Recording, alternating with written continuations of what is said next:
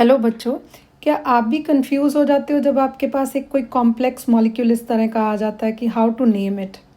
तो उसमें कोई मुश्किल नहीं है। आपने क्या करना है कि जो कॉम्प्लेक्स सब्स्टिट्यूएंट है ना, उसको एक मिनी पेरेंट की तरह ट्रीट कर लेना है। लॉन्गेस्ट चेन मेन चूज़ कर ली। अब जहाँ से वो सब्स्टिट्यूएंट कनेक्टेड है मेन चेन से, उस कार्बन को नंबर 1 लेके इसकी लॉन्गेस्ट चेन देख लेनी है। इसमें लॉन्गेस्ट चेन 2 कार्बन की ही है, राइट। और ये 3rd कार्बन मेन चेन से कनेक्टेड है, तो हम लिखेंगे 3। और मेन चेन में 10 कार्बन है तो डेकेन। और जो भी इस मिनी पेरेंट से रिलेटेड है उसको हम पैरेंथेसिस या कह लो ब्रैकेट्स में लिखेंगे।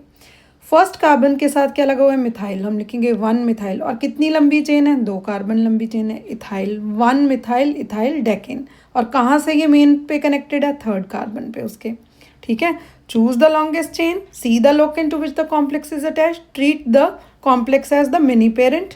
ओके। और उसे नंबर 1 कार्बन देना जहाँ से वो मेन चेन पे कनेक्टेड है। ठीक है। पेरेंट चेन सपोज ये है, उसके साथ इस तरह की चेन लगी है, तो कॉमन नेम इसका आइसोप्रोपाइल होता है। और वो भी अगर आप लिखोगे करेक्ट है। अगर नहीं सिस्टमेटिकली चलना है तो फर्स्ट पे क्या है? Methyl and then total is ethyl.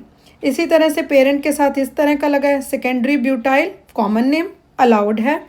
या फिर 1 मिथाइल और कितने कार्बन की चेन है? ये 3 कार्बन की प्रोपाइल, 1 मिथाइल प्रोपाइल, राइट।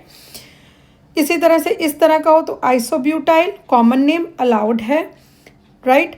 और इस कार्बन को ही हमेशा नंबर 1 देना है जहाँ से वो कनेक्टेड है पेरेंट से, राइट। सो 1 2 3 तो प्रोपाइल हो गया। सो 2 पे मिथाइल एंड देन प्रोपाइल। ये tertiary butyl group, common name allowed है। फर्स्ट कार्बन पे 2 मिथाइल हैं तो हम 1 पे 2 बार है, 1 1 डाई मिथाइल इथाइल।